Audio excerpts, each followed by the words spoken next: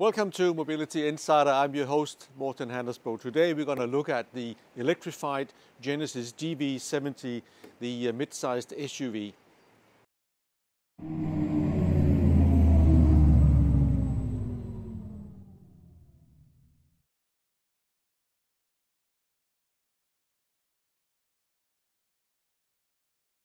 Genesis as a car make may not be familiar to many of you, but in the US and in Asia, this brand is already well known.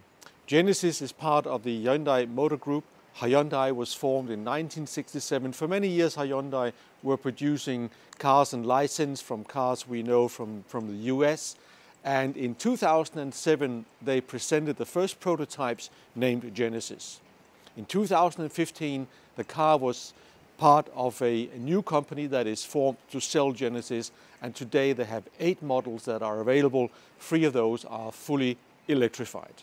So a luxury car from Genesis, what does that mean? Well, you can say it is probably similar to what Lexus is to Toyota, or even what Audi is to Volkswagen. So this is the upper segment of what Hyundai is offering in a package that is very much focused on luxury and on comfort. This particular Genesis GV70 will cost you 84,330 Swiss francs. It has 2 electrical motors, in total 429 horsepower, plus it has a boost mode as well that will give you for 10 seconds 490 horsepower. The battery size is 77 kilowatt hours, and the range is typically about 400 kilometers, maybe on a cold day, slightly less than that. Genesis claims that the charging time, 10 to 80%, will be just 18 minutes at a fast DC charger. We will test that later on in this video.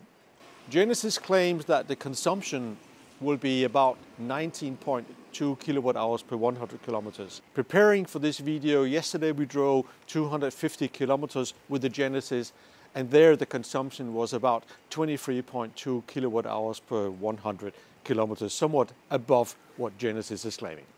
The design language of Genesis is very much influenced by a Belgian, Luc Donkerwolke. He came to Hyundai in charge of design in 2016. Donkerwolke has a history of working with great car manufacturers. One of the stations he had was at Bentley, and if you see there's some resemblance with the large grille on the Genesis, I'm sure you can also see the connection to the work that he did at Bentley. I think we can all agree that the design chosen by Genesis is bold, which I like. For cars, I think they should stand out.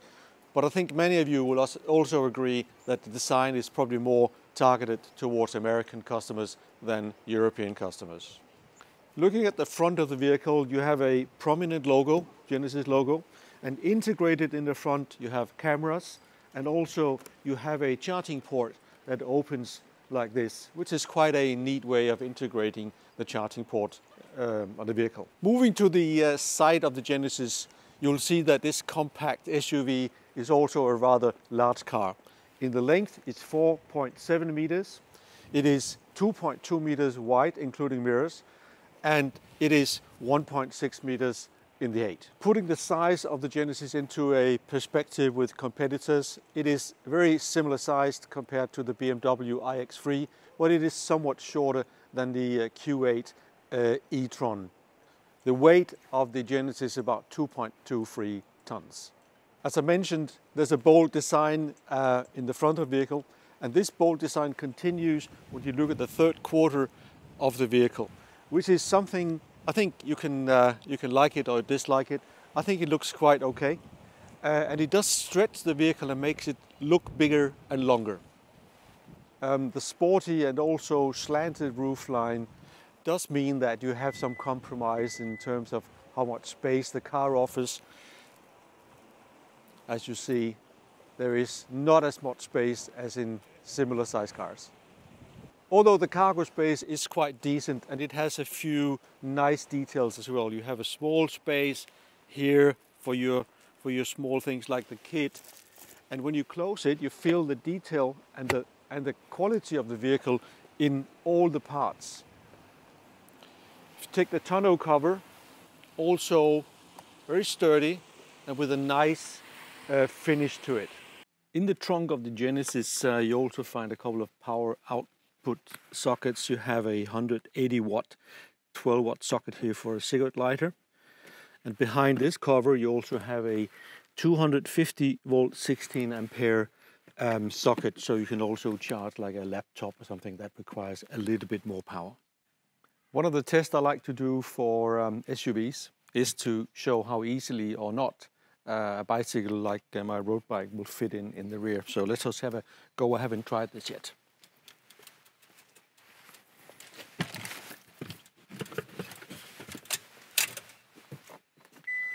Well, clearly that is not a problem for the Genesis GV70.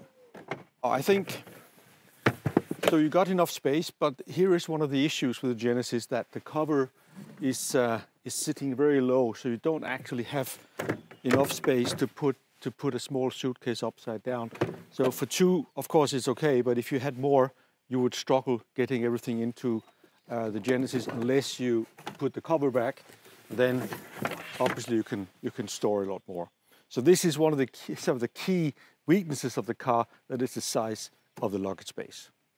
Genesis put in some smart features into the GV70. For instance, they have the possibility of vehicle to load. So this one comes with the car. You plug in this case, the charger for a mountain bike, for an e-bike. Plug it into the rear of this one. You put it here. You activate it. And the charging starts. And this will give you enough power to also charge one of the larger batteries. So this is not a laptop, but a larger bike battery. Moving to the front of the vehicle, let's have a look at what the car offers. From left to right, first you have a nicely integrated, high quality aluminium feel with the controls. Continues over the sculptured leather covered instrument panel. Below the big screen, you have the climate control function, and I think Genesis have made a really good job of this.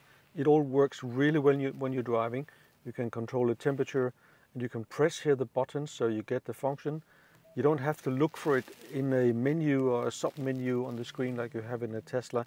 This is a better way of solving that, I think. Moving further down, you have the buttons here that give you the functions for radio, media, navigation or map. So you can also use those functions by going over the screen on top of it, but it's easy to just press the button, and here you get the feedback instantly. And when you're driving, of course, you need just a split second to do that. So this solution that you also find in the Audis, for instance the Q4 that I tested recently, works really well. You have two cup holders that are nice for the smaller bottles. You have a center console that is very comfortable for the driver to use, with the gear levers. Here you turn it for drive or reverse, and here you have the control for the screen, and you have the key menu, the key buttons here for controlling the vehicle, including the drive modes. There is a inductive charging box for your phone. You can cover it quite nicely. I mentioned the bottle holders. For the small one is perfect, but for a larger bottle there is no space. Also in the doors there is not enough space for the large bottle, something I think there should be. You also have a fairly big space here for your valuables, so it's a fine overall, a nice place to drive. One thing where you have to commend Genesis is the high quality materials they have chosen for the car. It is absolutely up there at par with the best competitors from the German brands. So what do I mean by that? So the leather, you see the stitchings is all absolutely best quality. The choice of materials, aluminium finish, the way the dials are turning, that gives you a really high quality feel. The steering wheel feels great. Combination of leather, aluminium, nice buttons, high quality. All in all, a very beautiful contemporary feeling. When you drive and you want extra power for overtaking or going up the mountain, you have the boost button here. You push it and you get 10 seconds of additional 60 horsepower. The rear of the Genesis is fairly spacious, maybe not the biggest in the segment, but you will be quite okay. Nice feel to it. You have the separate control of the heating and ventilation system. You've got USB charging possibilities. All in all, you'll feel quite at ease in the back of the vehicle. When you buy a Genesis, you get a charging card that will give you 5 years of charging at a preferred charging rate. So we stopped for charging at a Go Fast charger, which is a 300 kilowatt speed charger. So in theory, we should now be able to charge 10 to 80% in just about 18 minutes. Let's talk a little bit about the in-car entertainment system. You have a screen which is also a touch screen, so you can choose like that as well, which is pretty good. You have a number of functions, so map, navigation, radio meter and so on. You can keep going. You can do voice memos, some other climate function and driving function in terrain. Right, let's see navigation. You get a pretty good screen for that.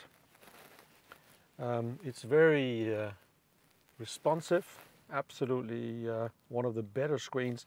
Because it's so big, you get all the information that you need when you're driving. There's a couple of interesting functions that you may want to look at, also a little bit playful maybe. But let's say you want to see what is happening in sports and you want to see how your favorite basketball team is doing. If there's a game, it would be coming up here. So here we go.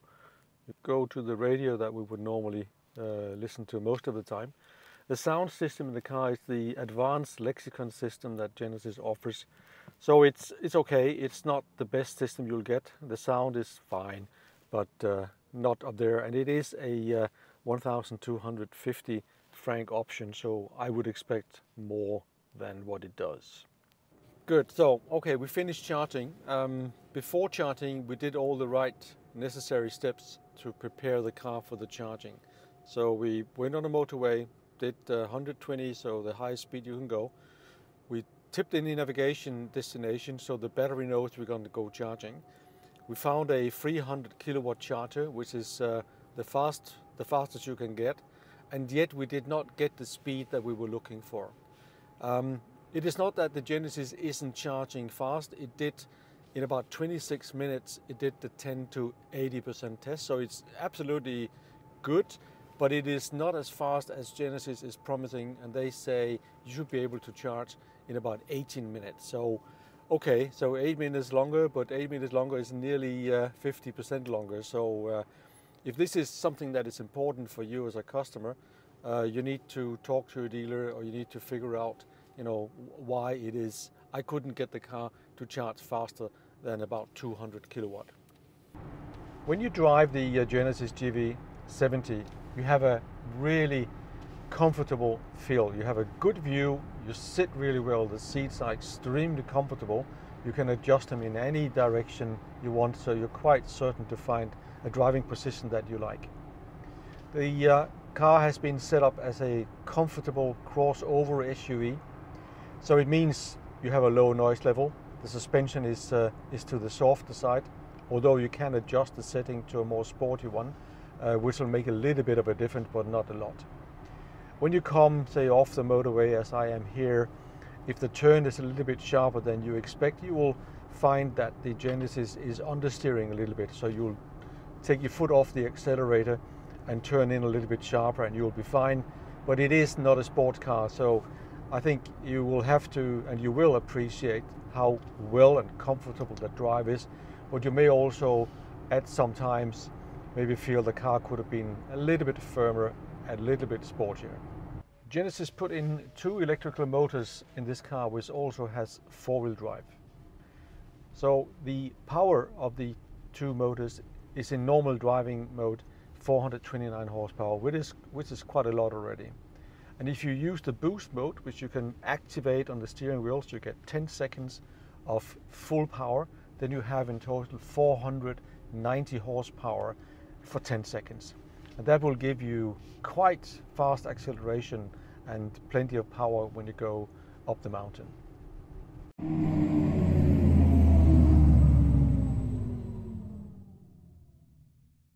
So this concludes my test of the Genesis GV70 Electrified. I really like driving this car. It's the first time I've been driving a Genesis overall, so this is a new experience for me. I really like the Genesis. It is a car that delivers on many areas. It looks good, it is bold. We can always discuss design, but I think it's got its own way in terms of design. It is fairly spacious. It is fast. It's got up to 490 horsepower, so you'll have enough power when you drive the Genesis. It drives really well. It's a comfortable car. It's not sporty, but most people are not looking for a sports car when they buy a family SUV. It is fairly pricey, 84,000, but compared to some of the luxury competitors from the German brands, the Genesis is still a big deal cheaper than they are. What is there not to like about the Genesis? Well, I mentioned design. Some people will maybe not like the design of the Genesis, I don't know. The trunk is on the smaller side for what you would expect from a car of this size. So I think that's another thing, maybe Genesis should work on that. In terms of charging, one of the key technologies that the Kia, Hyundai and Genesis cars offer is super fast charging. We tried to charge the Genesis at the speed promised, which would be up to 300 kilowatt, but we never got really close to that. We had a short blink of 200 kilowatt charging, but most of the time the car charged at about 125 kilowatt. So the charging time promised by Genesis of 18 minutes from 10 to 80%, we never reached that. We managed 26 minutes from 10 to 80, which is pretty good, but it's not what Genesis promised. So the final thing I would like you to take away from this video is the level of comfort, the low noise level when you drive the car. The way it handles on long trips on the motorway or even narrow roads, it is really good. And last but not least, the interior quality, the leather, the stitching, the way the seats are made, the buttons in the car are of the highest level of quality you find in any car, in my opinion. So well done there, Genesis. So now to the Mobility Insider final verdict on the Genesis. It is a very good car. I really like it. I will give the Genesis GV70 Electrified 3 stars. 3 stars means that if you are in the market to buy a SUV in this size, you know, I think you should have the Genesis GV70 Electrified on your shopping list. I don't think you'll regret it. So that brings me to the Mobility Insider areas of improvement I would recommend Genesis to look at. The trunk space is on the smaller side of what you would expect. And this is because it's a compromise, the shape of the car, the line of the roof, that takes too much space away. So I think that is something some customers would like to see improved. Secondly, the charging time doesn't get close to what Genesis is promising. That is not good enough. It is still very fast compared to others in the segment, but if you promise 18 minutes from 10 to 80%, you should get close to that when you charge. And the third thing is the design of the vehicle. I think it looks great, but I think some will say maybe that design is too American. So over the next few years, I think Genesis will move to a more European taste design, at least if they want to be successful in Europe.